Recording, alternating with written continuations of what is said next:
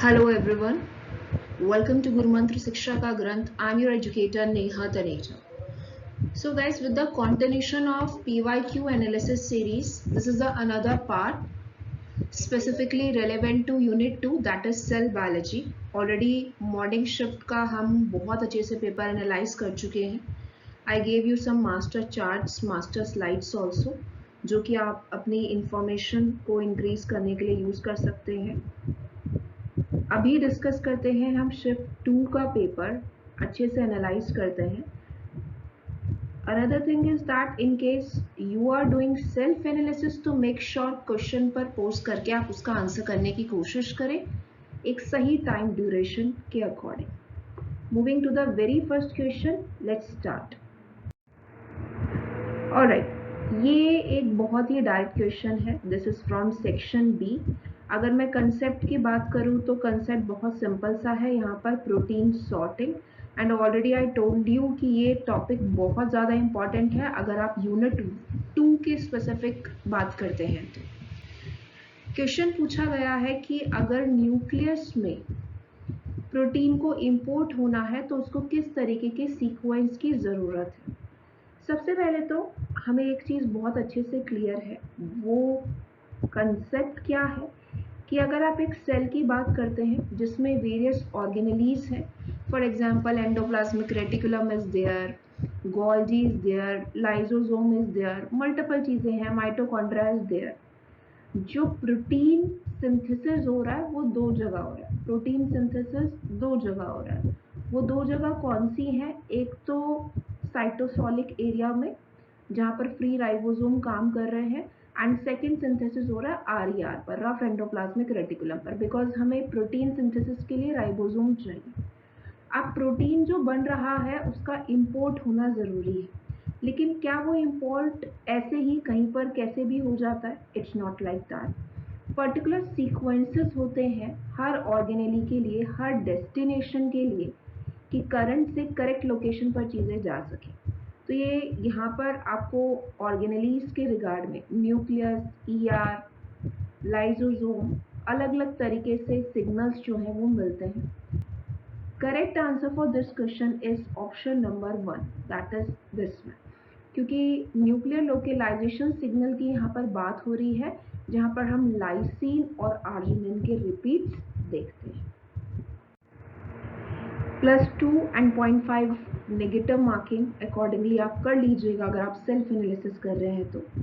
अगर न्यूक्लियस में protein import हो रहा है तो lysine and arginine is the sequence. ये काफ़ी बार पूछा जा चुका है, कई बार 4 मार्क के क्वेश्चन में मैच द कॉलम में या फिर 2 मार्क के क्वेश्चन में directly. Moving to the next question. Alright, next question जो है वो भी एक डायरेक्ट क्वेश्चन है सेक्शन बी का. क्वेश्चन है, membrane enclosed organelles often have a characteristic position in the cytosol. Cytosol में जो मेम्ब्रेन बाउंड ऑर्गेनेलीज होते हैं उनकी एक स्पेसिफिक पोजीशन होती है. क्वेश्चन गोल्गी अपैरेटस के रिगार्ड में है. क्वेश्चन है, 4 ऑप्शंस में से ऐसी क्या चीज़ है जो गोल्जी की सही लोकेलाइजेशन एनिमल सेल में, कि एनिमल सेल की अगर आप बात कर रहे हो तो वहाँ पर जो आप गोल्जी की पोजीशन देखते हो वो सही तरीके से आपको लोकेलाइज मिले. ये क्या चीज़ इंश्योर करती है? तो ऑब्वियसली बहुत अच्छे एंड सिंपल से ऑप्शंस थे. डायरेक्ट दो तो आप डायरेक्टली रिमूव कर सकते हो. न्यूक्लियोलस का कोई रोल नहीं है. न्यूक्लियोलस का रोल हम न्यूक्लियस में पढ़ते हैं. इस तरीके की लोकलाइजेशन में हम कहीं पर भी उसका रोल नहीं पढ़ते हैं. अगर आप पर ऑक्सीजोम की बात करते हैं जहाँ से अगेन एक ऐसा ऑर्गेनेली है जहाँ से काफ़ी क्वेश्चंस आते हैं, उसका कोई रोल नहीं है क्योंकि पर ऑक्सीजोम का जो फंक्शन होता है वो बेसिकली हम कहाँ देखते हैं? ऑक्सीडेटिव रिएक्शंस में देखते हैं. ऑक्सीडेटिव रिएक्शंस की अगर आप बात करो या मेटाबॉलिज्म की बात करो, डिटॉक्सिफिकेशन की बात करो, वहाँ पर ऑक्सीजोम का रोल आता है. अगर ऑर्गेनेलीज को सही तरीके से सही जगह पर लोकलाइज करने की बात आती है तो हम साइटोस्केलेटल फिलामेंट्स की बात करते हैं. उसमें भी स्पेसिफिकली आप माइक्रोट्यूब्यूल्स इज द वन जो कि इंश्योर करते हैं कि सही करेक्ट जगह पर गोल्जी जो है वो लोकेलाइज हो, सो दैट अपनी फंक्शनैलिटी कर सके प्रोटीन सॉर्टिंग में, प्रोटीन मॉडिफिकेशन में, क्योंकि अगर पोजीशन सही होगी तो बाकी सब चीज़ों की, चाहे लिपिड है चाहे प्रोटीन है, उनकी डिलीवरी भी सही जगह पर होगी। आंसर अगर आपका बी है +2 एंड 0.5 नेगेटिव मार्किंग अगर आपने गलत दिया है तो कर लीजिए, सो दैट लास्ट में एनालिसिस कर सकें। इसके अलावा आप गोल्गी डिराइव्ड माइक्रोट्यूब्यूल्स की भी यहाँ पर बात करते हैं। Everyone, they also serve important roles in post-Golgi trafficking.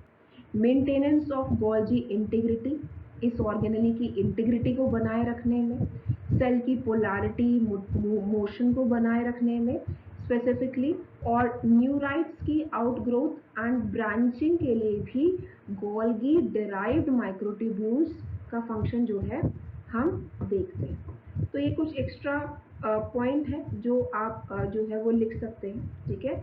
न्यूराइट या न्यूरोनल प्रोसेसेस आपको पता होगा कि किस तरीके से किसी भी तरीके का projection cell body of neuron से होता है, जैसे कि एक्सॉन निकल रहा है या डेंड्राइट्स निकल रहे हैं, उसकी ब्रांचिंग हो रही है, आउटग्रोथ हो रही है, तो उसमें भी माइक्रोट्यूब्यूल्स का मेजर फंक्शन देखा जाता है।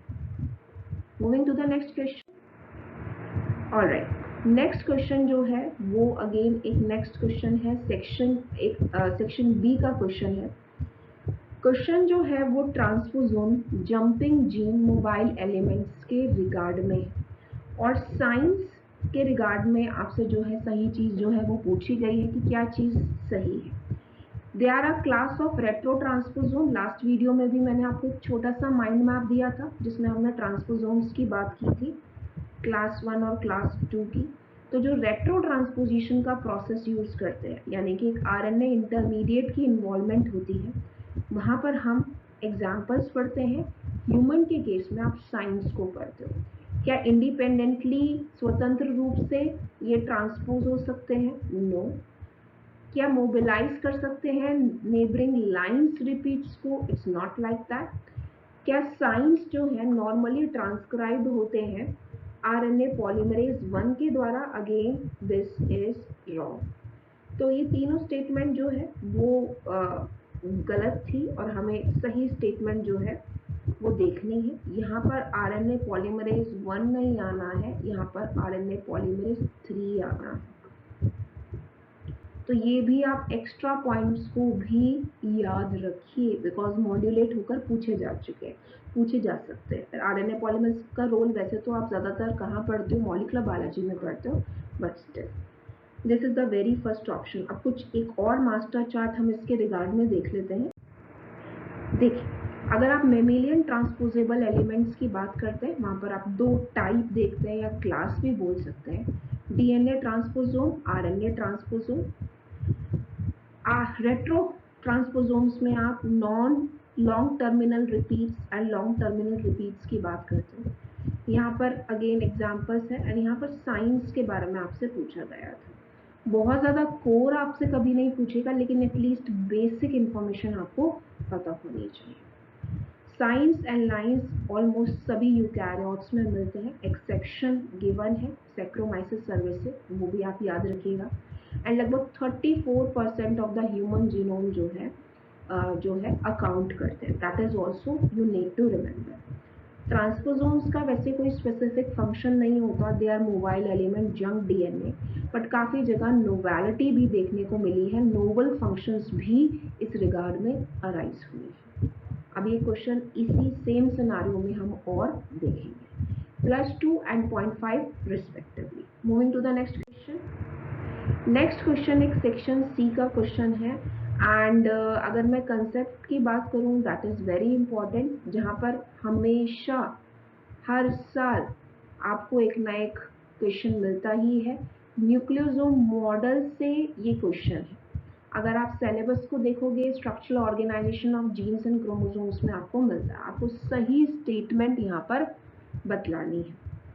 Histone tetramer in the core of nucleosome, से यहीं पर ये गड़बड़ हो गई, टेट्रामर नहीं आना चाहिए, ऑक्टामर हम देखते हैं। ए स्टेटमेंट हमारी गलत है। अगर ए स्टेटमेंट हमारी गलत है तो हमारा ये वाला ऑप्शन हम रिमूव कर सकते हैं, that is option number B. फिर है N terminal tails of core histones are believed to stabilize 30 nanometer fiber of nucleosome DNA bye there interaction with adjacent nucleosome. Nucleosome में हम कॉम्पैक्टेशन ही देखते हैं, राइट। देखते हैं कि किस तरीके से जो है एक पूरा का पूरा अरेंजमेंट जो है वो हो रहा है, एंड क्रोमोसोम्स जो है वो अरेंज हो रहे हैं अलग अलग लेंथ के हिसाब से। सबसे पहले आप इस तरीके से सिनारियो देखते हैं। कैसे सिनारियो देखते हैं? सबसे पहले आप 2 नैनोमीटर, देन आप और कॉम्पैक्टेशन पर आते हैं, और कॉम्पैक्टेशन पर आते हैं, 30 नैनोमीटर तक जाते हैं, और कॉम्पैक्टेशन पर आते हैं, 300 नैनोमीटर पर जाते हैं, और कॉम्पैक्टेशन पर 700 तक, और ज़्यादा कॉम्पैक्टेशन में 1400 नैनोमीटर तक हम देखते हैं कॉम्पैक्टेशन। तो अगर 30 नैनोमीटर यानी बहुत ही 30 नैनोमीटर क्रोमेटिन फाइबर की बात है जहाँ न्यूक्लियोसोम प्रेजेंट है, तो एडजेसेंट न्यूक्लियोसोम्स के साथ इंटरेक्शन होगा तभी अच्छे से कोर स्टेबिलिटी आएगी। This is also true. ये ऑप्शन एलिमिनेट हो जाता है। अब आंसर हमें सी और डी देगा। सी बोलता है, सी ऑप्शन में है कि जो पोस्ट ट्रांसलेशन मॉडिफिकेशन होता है एंड एसिटाइलेशन, मिथाइलेशन, राइबोसिलेशन, काफ़ी सारी पोजीशंस देखते हैं। ग्लोबुलर मतलब बीच के डोमेन्स पर भी मॉडिफिकेशन आप देखते हैं, तो ट्रांसक्रिप्शनल इवेंट्स जो हैं वो मॉड्यूलेट होते हैं। मॉड्यूलेशन का मतलब क्या है? यहाँ पर मॉड्यूलेशन का मतलब है कि एक्टिवेशन भी हो सकता है और रिप्रेशन भी हो सकता है। अब किस पोजीशन पर चेंजेस हो रहे हैं, दैट मैटर्स। एंड ये पोजीशन डायरेक्टली पूछी जाती है, यूनिट 3 के लिए भी इम्पॉर्टेंट है, वहाँ ट्रांसक्रिप्शन में आप देखते हो, और यहाँ पर भी इम्पॉर्टेंट है। आंसर आ चुका है। First is the very right answer of this question. According to zigzag model of 30 nanometre fibre, the linker DNA circle. Circling का कोई कंसेप्ट नहीं है यहाँ पर। That is again a wrong option. सही आपने किया है तो +4 ऐड कर लीजिए, अदरवाइज -1। कुछ और इम्पॉर्टेंट इन्फॉर्मेशन पर हम आगे बढ़ते हैं। ऑलराइट, तो यहाँ पर क्या गिवन है? ऑप्शन ए गलत था क्योंकि वहाँ टेट्रामर दिया हुआ था। ऑप्शन डी भी गलत था क्योंकि वहाँ पर सर्कलिंग दी हुई थी। इस तरीके से आप देखते हो H2A है, B है, 3 है, 4 है, एक लिंकर डीएनए है H1। इनके वेरिएंट्स के बारे में भी क्वेश्चंस आते हैं, पोजीशनिंग के बारे में भी क्वेश्चंस आते हैं, इनकी नंबरिंग के बारे में बहुत बार। पूरा का पूरा टॉप टू बॉटम ये पूरा topic is very important. Nucleosome structure consists of approximately 146 base pair of DNA जो एसोसिएट है with the histone octamer to form 1 nucleosome. In between each nucleosome is about 50 base pair of linker DNA. बीच का जो है around, again देखिए यहाँ पर भी अप्रोक्सीमेशन है क्योंकि ऑर्गेनिज्म टू ऑर्गेनिज्म ये चीज़ें वेरी भी कर सकती हैं, तो ये भी आपको ध्यान रखना है। Histone H1 is thought to bind to linker DNA functioning in nucleosome compactation. That is also very true. तो यहाँ पर मैं आपको कुछ पॉइंट्स बता रही हूँ जो आप लोगों को याद करने हैं regarding to nucleosome. This topic is very important. सबसे पहले तो किस तरीके से कौन कौन से हिस्टोन्स हैं वो आपको पता होना चाहिए। कोर हिस्टोन्स की प्रॉपर्टीज, लिंकर हिस्टोन की प्रॉपर्टीज, इनके ऊपर किस तरीके के मॉडिफिकेशंस होते हैं वो आपको पता होना चाहिए, प्लस कौन सी पोजीशन पर मॉडिफिकेशंस हो रहे हैं, राइट। हिस्टोन लाइसिन की कौन सी पोजीशन पर क्या हो रहा है, एसिटाइलेशन, मिथाइलेशन, राइबोसिलेशन, फॉस्फोरिलेशन, यूबिक्यूटिनेशन, क्या हो रहा है वो पता होना चाहिए। थर्ड इम्पॉर्टेंट चीज हिस्टोन्स के वेरिएंट्स के बारे में आपको पता होना चाहिए। That is also very very important. और ये जो डायमेंशंस या आप कह लीजिए जो वैल्यूज दी जाती है 146, 50 बेस पेयर, ये भी आपको अच्छे से पता होनी चाहिए क्योंकि डायरेक्टली ये भी पूछा जा चुका है। ये सारी चीज़ें आपको पता होनी चाहिए। ये टॉपिक में से सवाल बहुत बहुत बहुत बार पूछे जा चुके हैं।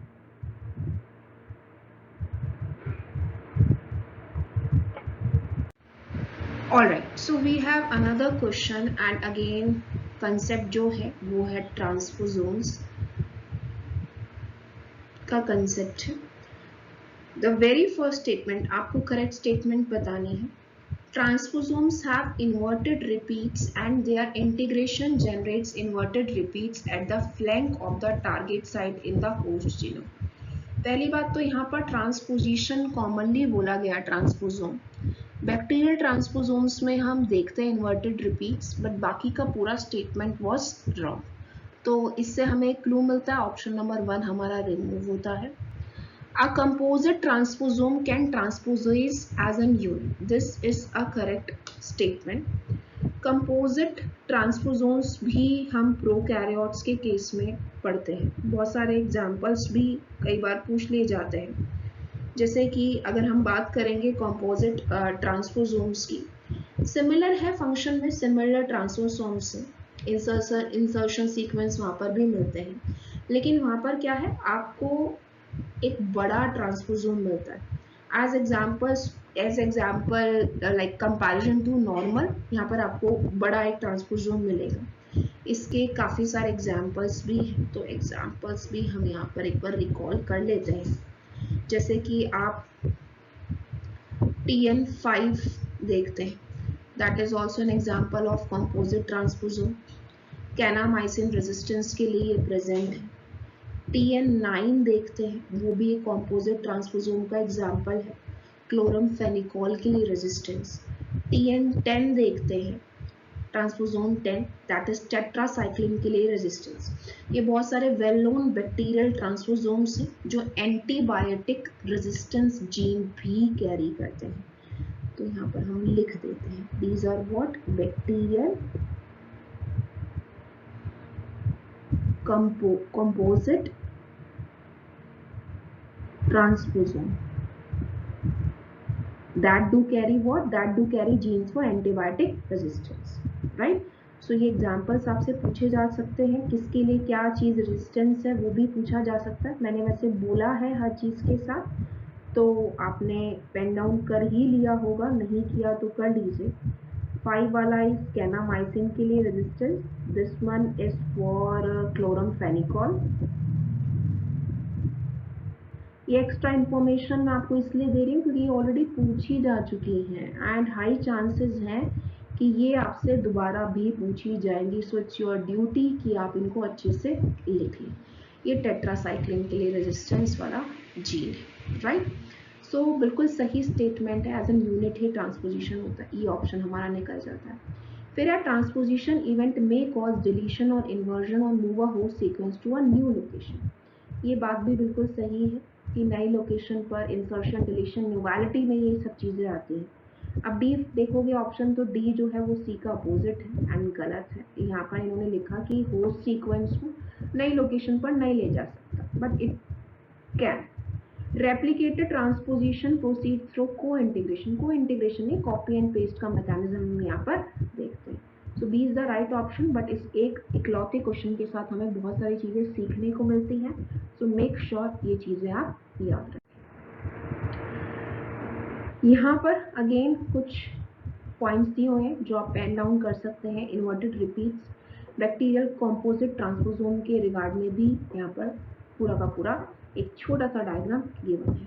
जीन गिवन है, स्ट्रक्चरल जीन गिवन है, एंजाइमेटिक जीन्स प्रेजेंट होंगे, ट्रांसपोजेज का जीन भी प्रेजेंट होगा जो कि ट्रांसपोजिशन में मदद करेगा। +4 and -1 respectively for this question. Moving to the next question. Next question again is from protein sorting, protein trafficking के रिगार्ड में कुछ पॉइंट्स हैं, आपको सही चीज बतलाना है। Cargo selection occurs when coat proteins bind to sorting signals either directly और इनडायरेक्टली वाया अडेप्टर कॉम्प्लेक्सेस। बिल्कुल सही है। अगर एक बड़ा सा प्रोटीन अंदर आ रहा है एंडोसाइटोसिस की हेल्प से, जो वेसिकल इसको अंदर लेकर आती है, वहाँ पर हम पर्टिकुलर प्रोटीन्स की कोटिंग देखते हैं।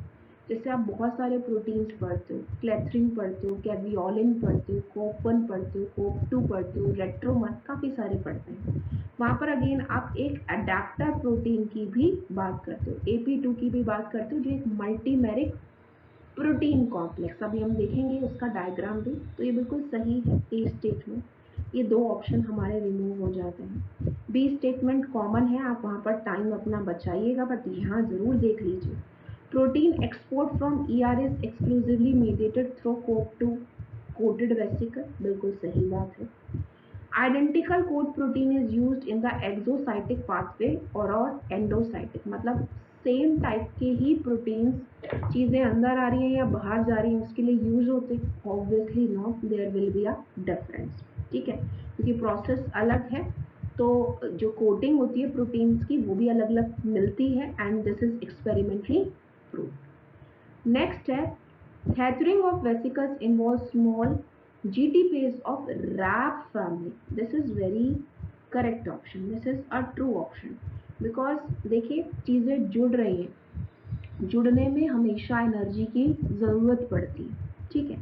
तो यहाँ पर जो रैप फैमिली के GT फेजेस हैं वो एनर्जी डराइव करते हैं कि चीज़ें जुड़ सके, जुड़ने के लिए एनर्जी चाहिए। कोटिंग का मतलब ही यही है, कोटिंग हो रही है, वो एक सेल्फ प्रोसेस है but again it need energy. तो this is a very good point, क्योंकि आप बहुत सारे जीटी पेजेस के एग्जांपल्स पढ़ते हैं जिसमें से रैप जीटी पेजेस अगेन एक बहुत इम्पॉर्टेंट रोल प्ले करते हैं, ठीक है। एंड अगेन ये कंसेप्ट जो है काफ़ी जगह और भी पूछा जाता है, जीटी पेजेस का कंसेप्ट। मेम्ब्रेन ट्रैफिकिंग की बात हुई, वेसिकल्स फॉर्मेशन की बात हुई, वेसिकल मूवमेंट की बात हुई जहाँ पर एक्टिन एंड ट्यूबुलिन के नेटवर्क्स हैं, मेम्ब्रेन की फ्यूजन की बात हुई, वहाँ पर रैप जीटी पेजेस का रोल, रैप फैमिली के जीटी पेजेस का रोल देखा जाता है। ये आप लिख लीजिएगा एवरी वन ऑफ यू। काफ़ी बार मैं कुछ पॉइंट्स बोल भी रही हूँ with each question, so it's your duty कि आप उसको पेन डाउन करें। तो यहाँ से हमें हमारा सही ऑप्शन तो मिल चुका है, बाकी देख लेते हैं। Clathrin coated vesicle transport from plasma membrane of trans Golgi network to late endosomes. Again यहाँ पर जो है गोल्जी का कंसेप्ट नहीं आएगा, एंडोसोम्स में चीज़ें जा रही हैं एंड अगेन उसके बाद जो है अगर डिसोसिएट होना है तो लाइसोसोम के साथ जो है चीज़ें फ्यूज करें ताकि चीज़ें अलग हो सके। तो अगेन ये वाली स्टेटमेंट भी हमारी गलत हो जाती है। कुछ इंपॉर्टेंट डायग्राम्स हम देख लेते हैं। ऑलराइट, यहाँ पर आप देखिए ये receptor mediated clathrin dependent receptor mediated endocytosis है, चीज़ें अंदर आ रही हैं, रिसेप्टर है, बाहर से कोई भी एक सॉलिड चीज़ अंदर आ रही है, अंदर आप देख रहे हो वेसिकल है, वेसिकल के बाहर क्लेथरिन प्रोटीन और AP2 मल्टीमेरिक प्रोटीन कॉम्प्लेक्स जो कि इन सब चीज़ों से बना है उसकी कोटिंग भी प्रेजेंट है। इस तरीके से चीज़ें जाएंगी। अगर गोल्जी में जाती भी हैं तो early, late and then this way, right. Clathrin coated vesicle transport protein from following this way. Identical code protein use नहीं होता, दैट्स वाई एक ऑप्शन हमारा वहाँ पर भी गलत था, तो इस चीज़ को भी आप याद रखें। Endocytosis, exocytosis, type of coating, these are important concept. Protein trafficking पूरा का पूरा एक इम्पॉर्टेंट टॉपिक है। ऑलराइट, नेक्स्ट क्वेश्चन जो है वो है सेल साइकिल रेगुलेशन। कभी भी आज तक ऐसा नहीं हुआ कि इस टॉपिक से क्वेश्चन छूटा हो, चाहे कोई भी शिफ्ट हो, यहाँ पर क्वेश्चन आ रहा है। क्वेश्चन क्या है? क्वेश्चन साइक्लिन बी के रोल पर है। पहला ऑप्शन कहता है de novo synthesis and destruction of cyclin B are essential for cell cycle progression in lower eukaryotes like yeast. क्या ये सही बात है? बिल्कुल सही बात है। साइक्लिन बी का रोल हम काफ़ी जगह पढ़ते हैं, हम G2 फेज में भी पढ़ते हैं, हम M फेज में भी पढ़ते हैं, क्रोमोसोम्स के डीकंडेंसेशन में, न्यूक्लियोलस के डिसअपियरिंग में, सेल के रीअरेंजमेंट में, अगेन सेपरेशन में, क्रोमोसोम्स के सेपरेशन में ड्यूरिंग एनाफेज, हर जगह साइक्लिन बी का रोल है। तो ए ऑप्शन एकदम सही है। ये दो ऑप्शंस हमारे रिमूव हो जाते हैं कि यहाँ ए नहीं है। सी अगेन आप देखिए कॉमन है। सी में कहता है CDK की एक्टिविटी साइक्लिन डिपेंडेंट काइनेज, जो कि अगेन एक पॉजिटिव रेगुलेटर है, is regulated by both activating and inhibitory phosphorylation. That is very true. जब आप B1 काइनेज का रोल पढ़ते हैं, है ना, माइटोटिक एग्जिट पर B1 काइनेज जो एक माइटोटिक इनहिबिटर है, इसका रोल पढ़ते हैं, तो वहाँ पर आप एक्टिवेटिंग इनहिबिटरी दोनों इम्पैक्ट देखते हैं। सी ऑप्शन सही है। डी ऑप्शन कहता है retinoblastoma function as an inhibitor of G2M। No, this is incorrect option, क्योंकि G2M में नहीं G12S आना चाहिए था यहाँ पर। स्टार्टिंग में ही हम उसका रोल जो है वो देखते हैं। This is again an incorrect option. E है inactivation of SIC1 is essential for transition into S phase. This option is correct and we are left with one option only. So this is also one of the correct option. अब जो है इसका role देखते हैं, क्या role है इसका SIC1 का। SIC1 बेसिकली क्या कर रहा है, G1 to S फेज में यानी कि डीएनए सिंथेसिस को रोकेगा। जो रैपिड डिग्रेडेशन होता है SIC1 का at the end of G1 phase, इसी की वजह से ही डीएनए रेप्लिकेशन शुरू हो जाता है, हो पाता है, ठीक है, इनिशिएट हो पाता है। अगर SIC1 फॉस्फोरिलेट हो जाए G1 साइक्लिन CDK1 से, तभी डीएनए सिंथेसिस जो है वो हो पाएगा। बेसिकली क्या, एक छोटा सा प्रोटीन है, ठीक है, जो कि इस तरीके की कंट्रोलिंग को यूज करता है। तो this is also very true. SIC1 एक प्रोटीन है जो G1 के साइक्लिन CDK कॉम्प्लेक्स के द्वारा फॉस्फोरिलेट होता है, इनएक्टिवेट होता है, जिसकी वजह से रेप्लिकेशन इनिशिएट हो पाता है S फेज में। This is true, hence we got our answer. B option हमने शायद डिस्कस नहीं किया। De novo synthesis and destruction of cyclin B and related CDKs are essential for cell cycle. Destruction केवल और केवल साइक्लिन्स का होता है, सिंथेसिस एंड डिग्रेडेशन साइक्लिन्स का होता है। CDK are the enzymes that will remain constant. That's why we will not be considering B statement. So make sure +4 and -1 respectively कर दीजिएगा। इन केस आपने अभी तक टेलीग्राम चैनल ज्वाइन नहीं किया है तो मेक श्योर ज्वाइन कर लें everyone. Repeatedly I am saying, link आपको डिस्क्रिप्शन बॉक्स में मिलेगा। इसी तरीके से हम बहुत सारे सेशंस को अच्छे से एनालाइज करने वाले हैं। आप देखेंगे एग्जाम टाइम में जो मैंने आपको मास्टर चार्ट्स दिए हैं, that will be very helpful for you. Majority of questions आपके उसी में से सॉल्व हो जाएंगे, बट मेक श्योर हर दिन की मेहनत आप करते चलें एंड एडिशनल पॉइंट्स अपनी जो भी प्रिपरेशन की डिक्शनरी है उसमें एंटर करते चलें। मिलेंगे जल्दी कुछ और नई चीज़ों के साथ। Till then take very good care of yourself everyone. Thank you so much, take care. Don't forget to subscribe and like and share the channel and the video itself. Thank you.